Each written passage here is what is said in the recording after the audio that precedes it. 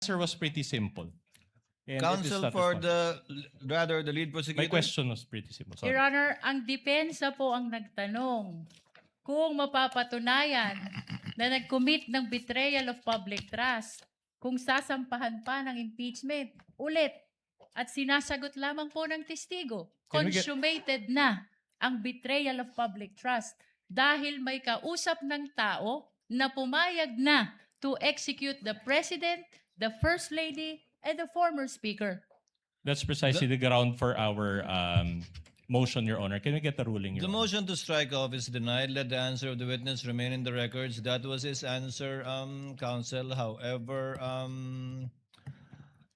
interpretative it may seem with respect to the law, since the witness was qualified yesterday as not only being the NBI director, but also engaged in the legal profession for decades and is in fact a former law dean. Let that remain in the records for the consideration of the senator judges. You may proceed, counsel. All right. My question is this. Are you conducting your ongoing investigation to substantiate this current impeachment case? Again, sinabi ko na po, kung ang pagbabasihan is betrayal of public trust, nandoon na po. Bakit po namin hinahanap A yung simple- kinausap na papatay? With all due respect, Detector, simple yes or no will do. Hindi po, dahil sinabi ko na Alright. nga, Can you rephrase your question, counsel? So are you conducting the ongoing investigation to substantiate this current impeachment case? no need to substantiate because it's already been established. All right. So Now, the answer, Okay. Director Matibag, so the answer is you are not investigating anything in connection with the current ongoing impeachment case. Yes, because it's already been established. all right. Proceed, counsel. Insofar as the leads to this alleged person, do you share information to the Cybercrime Division? Kasama po ang Cybercrime Division sa aming pong committee. Kaya kung ano po yung mga findings na nandoon, kasama po sila kung sila po ang pumunta. Subalit, kung ito po ay meron pong level of security na hindi naman kailangang malaman ng Cybercrime Division, hindi po namin ito ibinabahagi sa kanila. All right. So because after all, the Cybercrime Division is Your part. Honor, please. What's the question? What's the objection? May we know if the defense is making a manifestation or raising a question? I am going to the question. He was Your about to ask a question, I believe, counsel. Let's allow him to finish his question. Counsel may proceed for the So- respondent. Because the cybercrime is part of the special task force, correct? That is correct po. How about Agent Plotok in particular? Do you share the leads to this alleged person with him? Hindi po siya parte ng Special Task Force. But wasn't he part of the cybercrime division as well? Hindi po, siya po ay regional director ngayon ng BARM.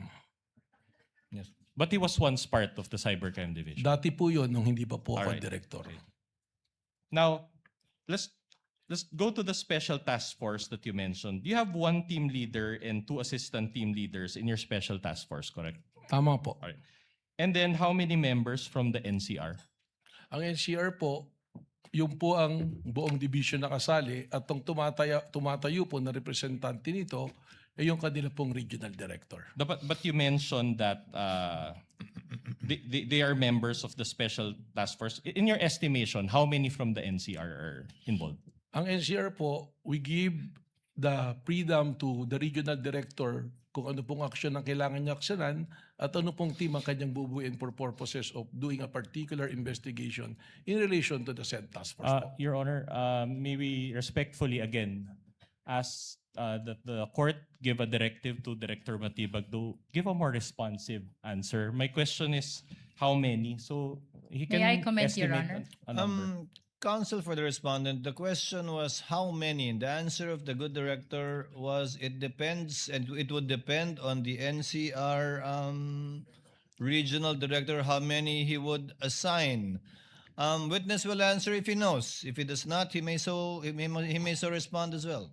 Mr. Presiding Officer, sir, the thing is, depende nga po kung ano po yung magiging operation or surveillance na gagawin, we give independence and autonomy po do sa regional director kung sino po at ilan ang i-assign. That's why ang composition po ng Special Task Force ay binubuo po ng 3 na individual at 5 divisions po namin. Dahil nga, ang rason po nito, ipiniliwanag ko po kahapon, masyado pong malawak yung nagiging banta na it already transcends to an issue of national security po. Okay, so you cannot give a number. Your Honor, Kasi that's an depende ask nga and po answer. sa- It depends. So sa no kung definite. ano operations Let po. the presiding officer ask a clarificatory question. Hindi naman po mutually exclusive yung naka-assign na ahente po ninyo sa isang kaso lang, di ba? Tama po, Your Honor. So yung national, yung director nyo ng NCR, kung ilan mang ahente ang nasa ilalim niya, posibleng 5, 10, 20, 30 iba't ibang kaso ang tinitingnan nila. Tama po. At kung ano man yung kaso may mainit o mainit na dapat panghawakan o malapit nang makuha o mas maraming taong kailangan, lalagyan niya ng tao, tatanggalan din niya, depende kung saan kailangan. Yes, Your Honor. Tama po. So is it correct to state that at any one time, that number will change? Tama po, eksakto po. You may proceed, Counsel. All right, so that's for the NCR. Is it the same case for the Cybercrime Division or the CCD? Sa lahat po ng units na nandoon, parehas po yung ating pong protocol na ginagawa. But just to clarify, I'll go through it one by one. So it's the same for the Organized Transnational Crime Division. Ganon din po. All right. For the Technical Intelligence Division. Tama po, sapagkat standard po yung All right. procedure namin. For the Digital Forensic Laboratory or DFL. Tama rin po. All right. Now, are these members of this special task force given additional salary for their work for the special task force? I think that is not allowed po under the law. Baka po bumagsak kami sa audit niyan or sa DBM po. So they're basically working with the special task force for free? Hindi po libre. Empleyado po sila. Mayroon po silang sweldo. At parte po ng trabaho nila yung ginagawa So po in other nila. words, that's already part of their main job description. I think that's how the government system work po, respectfully. All right. Now, yesterday, you brought confidential records regarding your leads, correct? Tama po. Did you bring those records again today? Nandirito po. Nandun. Sa aking bayong po. And are these records from the special task force? Iba-iba po, halo-halo na po. Halo-halo na. All right. And you mentioned that you cannot share these records to the public. Is that the case? Tama po, binanggit ko po kahapon. All right. Now, if the Honorable Court issues a subpoena, will you comply? Pag-aaralan po natin kung naayon sa batas, ay beti nating ipagbigay alam po sa impeachment court na ito. All right. Don't you believe that ang katotohanan ay hindi confidential? Meron po tayong proseso na sinusunod. Kung ito man ay totoo at ito'y magbabiolate po sa batas, baka hindi po natin dapat itong gawin. Dapat hindi payagan, no? Hindi po hindi dapat payagan. I think sa linya po ng inyong Objection, Your katanungan. Honor. The question is already argumentative. I'll just move on to a new point. Anyway, during the time of Director Santiago, and let me lay the basis, no? Around 15 months, they didn't identify the alleged person that VP Sara talked to. And based on your testimony yesterday, it will take 3 to 6 months, even more, for this special task force to come up with definite findings as to the identity of this alleged person, correct? Sinabi ko po 3 to 6 months, hindi po even more. Okay, we'll just check the transcript for that. But at any rate, will this task force continue to exist and operate until you finally identify this alleged person, or does it have a time limit? Kailangan po aming matagpuan yung pong taong binanggit na kinausap po. So as long as you cannot provide a concrete output, the special task force will continue to exist. Asked and answered, Your Honor. Asked and answered. Move on, Counsel. All right. By the way, does NBI have intelligence funds? Wala po, sir. All right. Now, you also mentioned about the Rage Coalition event yesterday in Club Filipino on April 12, 2026, correct? Tama po. All right. Now, this was already around 14 months from VP Sara's press con, correct? Tama po. Now, my question to you is this. Was VP Sara present in that April 12, 2026 event? Wala po siya, sir. All right, no. Now, you mentioned also the concept of kinetic force. Can you recall? Yes, sir. All right. Now, my question to you is this. Despite the lapse of 14 months and the absence of VP Sara in that event, you still concluded that this event was still part of what you call kinetic force. Is that the case? Tama po. All right. And based on your findings, this kinetic force came from VP Sara's November 23, 2024 press con, correct? Hindi lamang po yun. Ang sinabi ko po ay may pagkakaugnay sapagkat yung pong statement na I want to cut his head, gusto kong kunin ang ulo niya, at ang sinabi din po ni Mayor Baste, isang ulo lang ang kailangan namin, ang ulo ni Pangulong Bongbong Marcos. All right. So, you mentioned also that there was a participant in a PBBM rally that shouted, "Barilin na yan." When did this happen, if you can recall? Hindi po ito rally, meron pong event, ang okay. ating pong Pangulo sa Nueva Ecija, naka-live broadcast po ito sa RTBN at meron pong nag-komento bigla na sinabi, barilin na yan. Can you recall the date of that event? You said event. Hindi ko po ma-recall yung exact date pero nandito rin po sa Alright. reports namin yan. But is this also part of the kinetic force that you mentioned? Lumalabas po sa amin pong pag-aaral. How about yung nangyari kay Undersecretary Claire Castro in Canada? Is this also part of the kinetic force? Irrelevant, Your Honor. Your Honor, I'm trying to lay the basis, Your Honor. Witness may answer. Well, If he ito na knows. nga po yung sinasabi natin na nagkakaroon po ng malawakang kaguluhan na epekto po ng madalas na pagbabanta at seryosong pagbabanta sa Pangulo na ngayon ang mga itaong kahit na ordinaryo ay inaatake po. Hindi lamang ang Pangulo kundi ang iba pa rin pong matataas na posisyon. So the answer is yes, it's part Yes. of the kinetic force. So in other words, this kinetic force can reach foreign countries. Lumalabas po na gano'n. Okay. Dahil marami po tayong Pilipino na nandoon na napapanood po That's sa social okay, media. Director. Now, how about the flood control rallies? Is this part of the kinetic force? Yung flood control rally na, aling po flood control rally to be Any flood specific? control rally? Probably, Is it part- baka po, kung maaari lang po sir, ibigyan nyo ko ng specific para po mas may paliwanag ko po. I'll just move on. So any dissent against the government must be attributed to this kinetic force. Is that what you're saying? Speculative, Your Honor. Witness may answer if he knows. Depende po kung anong event. Kaya nga po ang ginagawa po ng NBI ay atin pong sinusuri lahat ng pangyayari. Kahapon po inilatag namin yung 5 batayan namin para po magkaroon tayo ng malinaw na threat assessment sa lahat po ng pangyayari. All right. Now, isn't it that Mayor Baste, that participant in the PBBM event, the rallies in Canada, and the flood control rallies, don't they have a mind of their own? Your Honor, we are objecting on the Your ground Honor. of vague. Kindly clarify the question. Your Honor, the witnesses... Kindly reform, counsel. I also did not quite get the question. Kindly reform, counsel. So are you saying that these people that I mentioned, they cannot act independently and are compelled by the kinetic force that you mentioned? That is Sino pong mga speculative, Your tao? Honor.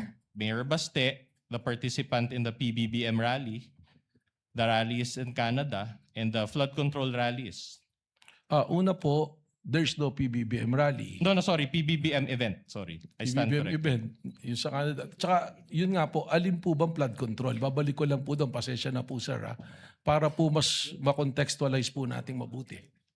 Yes, Your Honor, please. May we request I think the clarification question- from the defense? I think the question, Director Matibag, is produkto po ba nung binabanggit yung kinetic energy kahapon yung mga pagkilos laban sa administrasyon at individual na mga miyembro ng administrasyon? Respectfully, Your Honor, sapagkat marami pong may pagkilos po na iba-ibang grupo. So na nakikita po posibleng natin. hindi. May pagkilos na hindi, may pagkilos na Tama oo. po. Kaya we have to qualify, we have to treat each event independently and apply the 5-factor test that we are being applying po sa mga pangyayari po. So hindi porkit laban sa o tutol sa gobyerno o sa partikular na opisyal ng gobyerno ay ito na yung binabanggit yung kinetic kahapon. Tama po, Your Honor. Counsel may proceed. All right, my question is this. Is this kinetic force still active today or has it stopped? Malinaw po, may mga pangyayari pa rin po. And should we really stop this kinetic force or just allow it until 2028? Hindi ko po, pakiulit po. Anyway, I'll withdraw that question, just move on to a different question. Is this kinetic force a legal concept? Ito po ay konteksto sa aming base sa aming investigasyon. Again, ibabalik ko po ron sa aming 5 naging patayan na ginagamit din po ng ibang jurisdiction para makapag-establish po ng isang threat para sa isang national threat assessment. Again, just a manifestation that it's not responsive, but I'll just move on to a different point. Your Honor, please. What is the pleasure of the lead counsel? The defense is making a side comment to the answer of the witness. Can we please remind him to avoid making side comment as previously invoked by the impeachment court, Then Your I Honor? will raise another motion, Your Honor, that the witness's answer is not responsive. Counsels, let this not be a debate between and amongst the two parties. Let the witness answer and give his testimony. Counsel, you may proceed. All right. Was the Rage Coalition event a political rally? Palagay ko po, sapagkat ang nandoon po ng mga political party po ng PDP laban at yung pong reforma na pinamumunuan po ng dating Speaker Bebot Alvarez. All right. And as a lawyer and as a former dean ba, director or current dean? Former All po, right. So as a nag-resign na po lawyer ako. and a former dean, you are aware that political speech is constitutionally protected, correct? Depende po kung anong talumpati. You have to qualify. And unless we are under martial law again, Mayor Baste should be able to freely express his dissent to the government. Your Honor, correct? that is speculative. Let the witness answer. He is competent to answer that question. Unang-una, tama naman po kayo, wala namang martial law ngayon at pwede naman pong magsalita. But the freedom of expression has limitation also. Kung ito po ay nagbabiolate na ng batas at nakakasama na sa ating bayan, ay hindi naman po ito kasama na sa freedom of expression. All right. But my question to you is this. Did he directly urge the people to overthrow the government in that rally? Ang sinabi po niya, base sa aking testimonya, ay isang ulo lang ang gusto namin, ang ulo ni Bongbong Marcos. At kung matatandaan po ninyo, ay correlated it dun sa mga dati pang mga pangyayari. Hindi lang po yung event at sinabi na yun ang aming nagbasehan base sa aming pamantayan po sa pag-assess po ng banta o ng threat po. But that was your own interpretation of what That is not only my interpretation, but is the interpretation of the new National Bureau of Investigation based on the standards that we follow, consistent to the standards All right. that we are following. Is it your interpretation that those also demonstrate destabilization efforts? Please repeat, pakiulit po, Is it sir. also the NBI's interpretation that those remarks constitute destabilization? Argumentative, Your Honor. No, if the witness can If he answer. knows. Ano pong particular na sinabi? That speech by Mayor Baste in general. Yung pong kanyang sinabi na ang ulo lamang ni Bongbong Marcos ang kailangan namin at sabi ko nga, in correlation to the other events, applying the 5-factor standards that we have been using, which is recognized by other jurisdiction, doon po kami nagkaroon po ng konklusyon. Sorry, Director, I didn't quite get your answer. So, are you saying that that's destabilization or no destabilization? Misleading, Your Honor. No, the director hasn't answered yet. He cited the basis, but cut short of answering the question. So, is it based on the 5 pillars of your investigation, Director? Well, dun po yan, based on the 5 pillars na natin po, lumalabas po ng isa dun sa elemento ng 5 pillars, it comply po. So, meron. Sumasagot po doon. So, meron. At Director. hindi po destabilisasyon, kundi banta po sa kaligtasan ng Pangulo na naging banta na rin po sa pambansang seguridad po. So, you're admitting that there was no destabilization? Argumentative, Your Honor. No, it's connected to the question, Your Honor. Previous Counsel, the question. witness has answered for the appreciation of the senator judges. You may proceed to a similar question or move on to another topic. Yeah, I'll proceed with a similar question. Director, I am showing you a news article. This is Exhibit D-4-66 entitled, and I quote, Palace dismisses the stab rumors versus Marcos admin. So it was published quite recently, May 12, 2026. And for the sake of time, I will just read the first line thereof. Assisting counsel for the parties may approach. It says here, and I quote, Malacanang on Tuesday, said it has not received any information about supposed destabilization efforts against President Ferdinand Bongbong Marcos Jr. My question to you is this: Claire Castro speaks on behalf of PBBM, correct?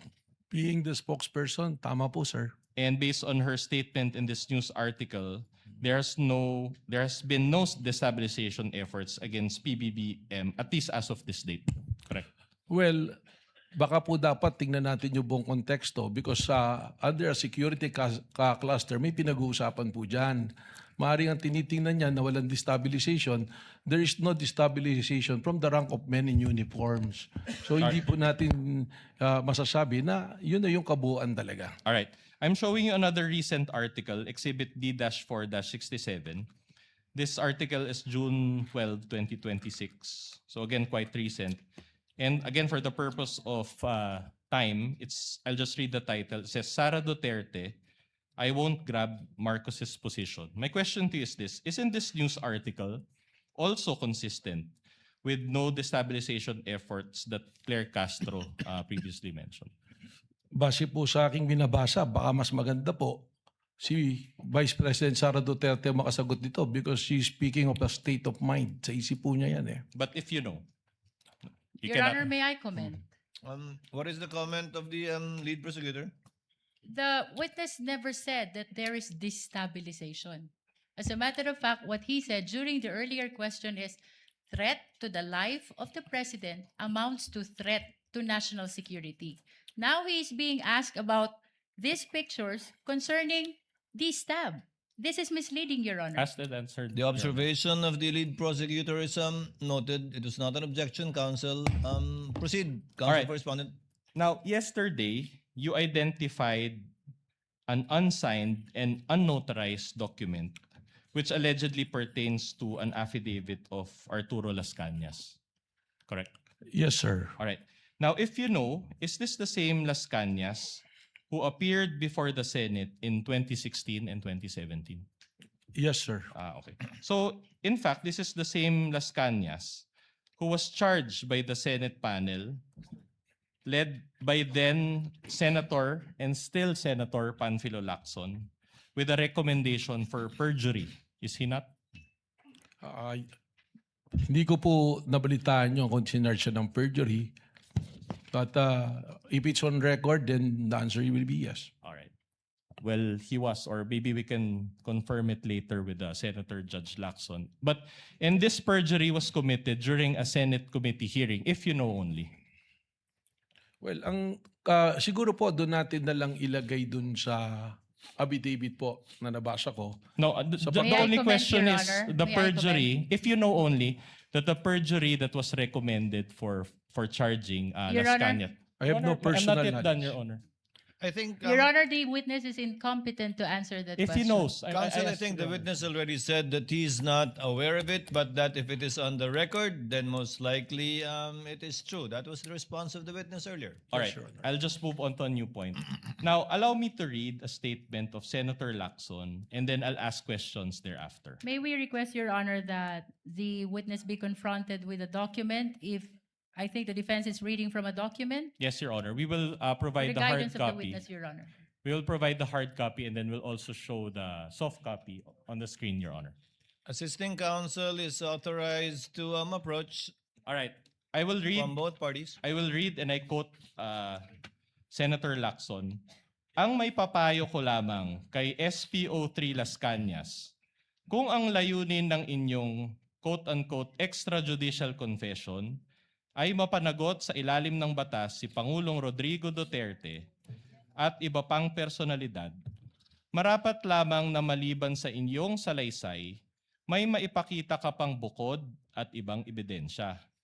Kung wala, ay maaaring masayang lamang ang oras ng mga tao dito dahil baka walang kahihinatnan ang isinasagawa nating pagdinig sa araw na ito laban sa sino mang mga taong idinadawit mo. Are you aware of this statement by Senator Lacson against Las Cañas? Ngayon po, nabasa po. You're aware nabasa ko now. po. All right. At any rate, you mentioned yesterday that you did an open source investigation to obtain the Las Cañas document, correct? That is correct po, sir. But to be candid, was it just Google search? Hindi po. Are you at liberty to disclose what method you used in that open source investigation? We were provided, dito po nagsimula yan, we got hold of a copy of the affidavit of Arturo Las Cañas.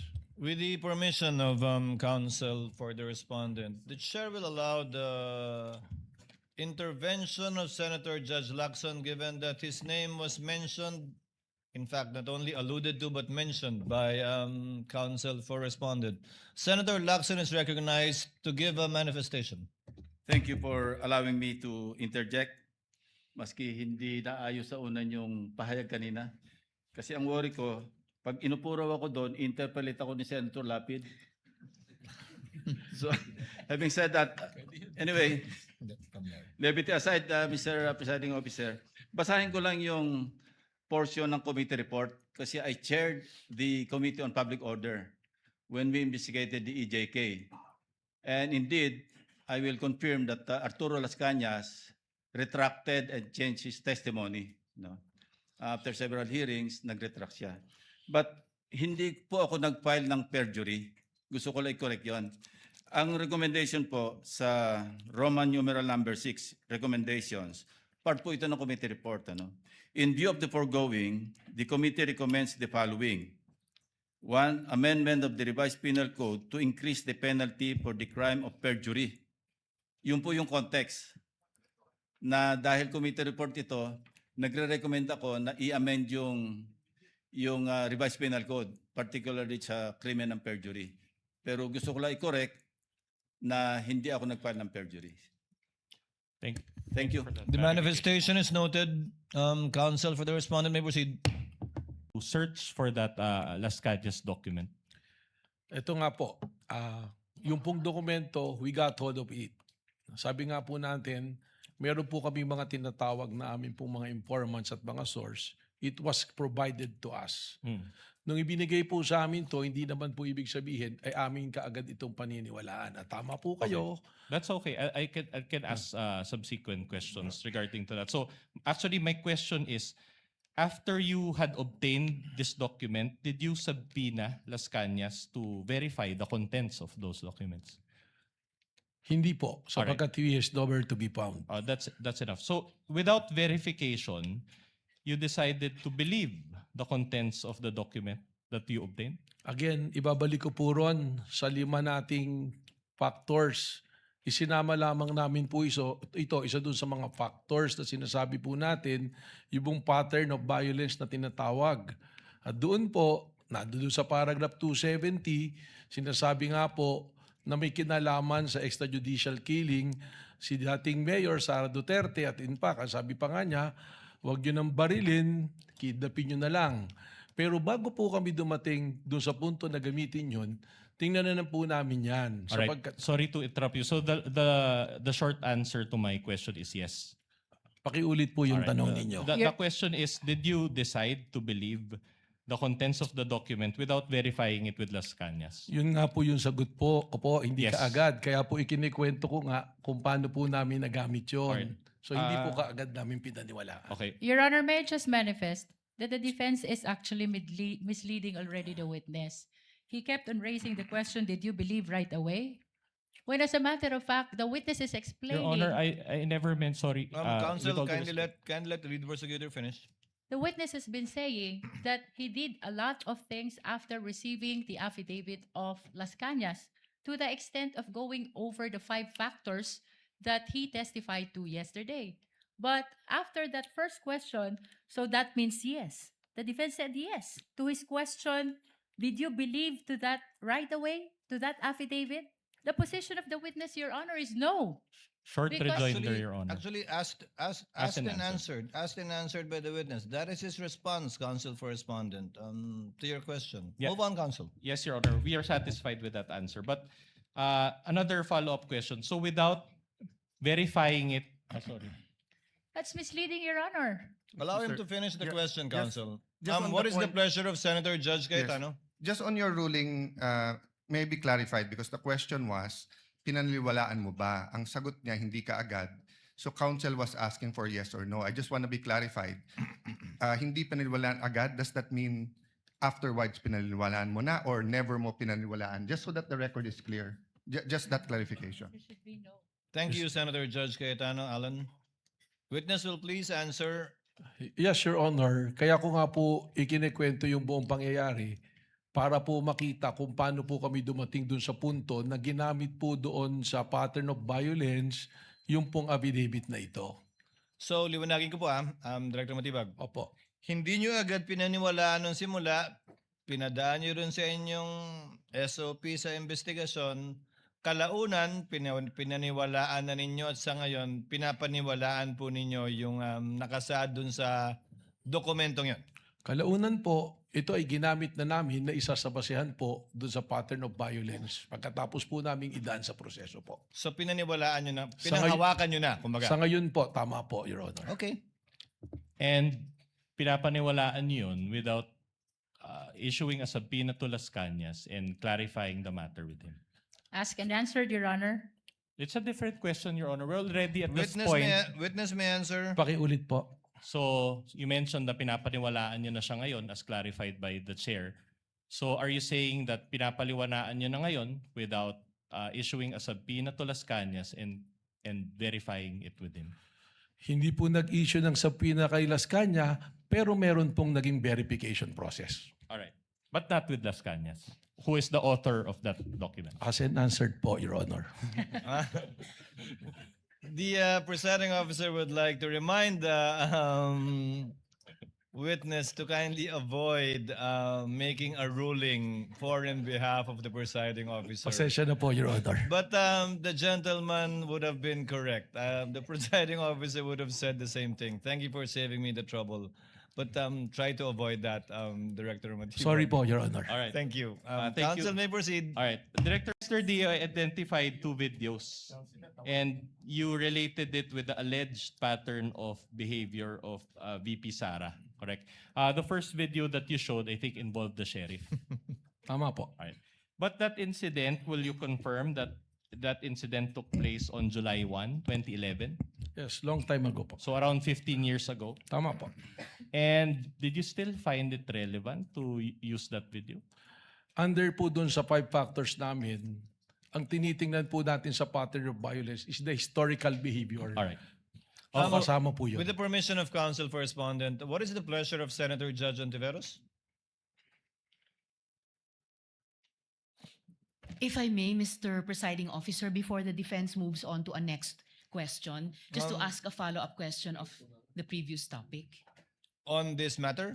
On the matter of the Las Cañas affidavit, Mr. The Presiding lady Officer. may proceed with that question on Las Cañas only. Salamat po, Mr. Presiding Officer. Follow-up question, Mr. Witness. According to your testimony yesterday, you reviewed Arturo Las Cañas' affidavit as part of the larger investigation concerning the Vice President's capacity to carry out the alleged threat. Sa pagkakaalam po ninyo, Director, at batay din sa larger investigation na iyon, sinagot po ba ng Vice Presidente sa anumang paraan yung mga alegasyon sa affidavit na yon ni Las Cañas? Your Honor, marami po kasi kaming, yun nga po yung gusto kong ipaliwanag, marami po kasi kaming mga ikinonsider na tinatawag natin po na open source intel. Yan na po yung mga news, mga report. At nung tinitingnan po namin yan, si Arturo Las Cañas, meron pa po siyang lumabas na balita noon nung isinumite niya itong affidavit na to sa ICC. At maalala ko po, meron din po lumabas sa balita na mismong si Vice President Sara Duterte, parang sinasabi po niya roon na hindi ko kailangan ng DDS para gumawa ng kayang gawin ng DDS. Something to that effect po. Na-consider po namin lahat po yan. Sa sinabi di umano ni Vice President, sinabi niya hindi niya kailangan ang DDS para gawin ang Yung kayang gawin ng gawin DDS. Something ng like that po. DDS. Opo. Hindi ko po eksaktong ma-recall yung phrase na pagkakasabi po. Salamat, Mr. Witness. I may return to that point later. The lady today, may do so Mr. after Presiding Officer. the Salamat po. cross, redirect, and recross. When she avails of her time, counsel for respondent may proceed. All right, let's go back to the sheriff incident. I'm glad you mentioned during that incident. I have no knowledge of that, Your Honor. So in other words, are you also aware that it was the sheriff's refusal to provide the 2-hour extension? That's why VP Sara got Well, angry. that is the claim of the then mayor. If you know only, if you know. I have no knowledge You of have no that. Your knowledge. All right. I'll move on to a new point. Now, you also mentioned to establish this alleged pattern of behavior, the October 18, 2024 press con, correct? Tama po. And this press con took place obviously before the material that you used, or the November 23, 2024 press con. Tama po. All right. I'm showing you a video. Your Honor will just show one video. It's around 1 minute. This is Exhibit D-4-53, and the USB is separately marked as D-4-47. And then I'll ask you questions after this. Kindly play the video. The tech through the clerk of court is so directed.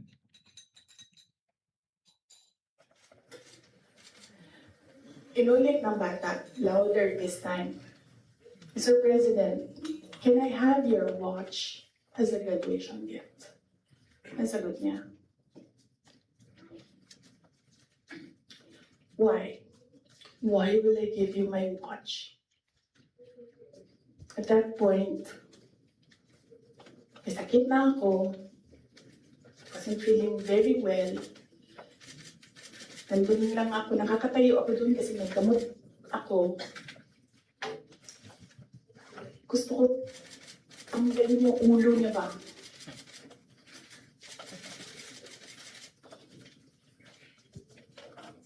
I realized toxic na yung relationship.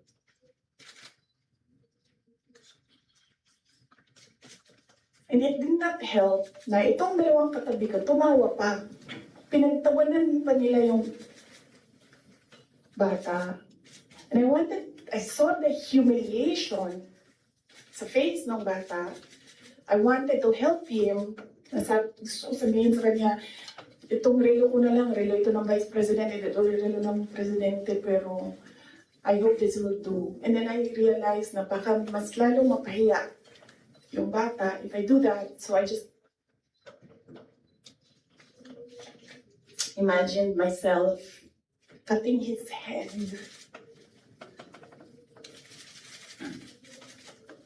Gusto ko ganun din ang All right. So is this the First of all, did you watch this whole video, Director Matibag? I've watched not the entirety of the video. Not the entirety, Yeah. because it's a long video. It's That's correct. almost 2 hours. But my question to you is this the video where you based your finding that VP Sara said, gusto kong tanggalin ang ulo niya, imagine cutting his head off? Is this the one? Yun po. Alright. Yun po yung video na yan. And will you agree with, wasn't this press con heard by the general public? Opo. And didn't VP Sara say her statements in jest? Well, It's speculative, Your Honor. Honor, the witness is smart enough and competent enough to answer. Nevertheless, Your Honor. Witness may answer. well, again, I will say I cannot go into the state of mind of the Vice President, and precisely the reason why do sa pattern of violence, kasama po talaga yan yung pag i-consider natin. I understand her disgust doon sa nangyari, but probably pag pinagsama-sama po yung aming pong investigasyon, mga aming napanood, kasama po yan, doon po namin na-establish yung isa doon sa 5 factors na pattern of Yeah, violence. I understand what you're saying, but my question to you is, didn't you take VP Sara's statement out of context? Mahirap po para sa aming law enforcement na yung ganyang mga statement ay amin pong babaliwalain. Katunayan, alam naman po natin, kahit nga biro, halimbawa po, yung bomb joke nga po sa aeroplano, hinuhuli natin. It's a different thing if you're doing a bomb joke dyan sa aeroplano tsaka sa open field na kayo lang. So, Alright. sa amin po sa law enforcement, we have to give credence to that and i-process po namin. So at any rate, you consider this portion of VP Sara's statement to be grave and serious, to be a grave and serious threat based on the standards that you mentioned yesterday. Hindi po yun ang sinabi ko. Ang sinabi ko po, kasama siya dun sa ikinonsider na marami pong factors para ma-establish po ang pattern of violence. Isn't that kind of a stretch? It's argumentative, Your Honor. Argumentative, move on, counsel. Nothing further, Your Honor. Thank you. Salamat po, sir. Redirect, lead prosecutor. Any redirect? No, no.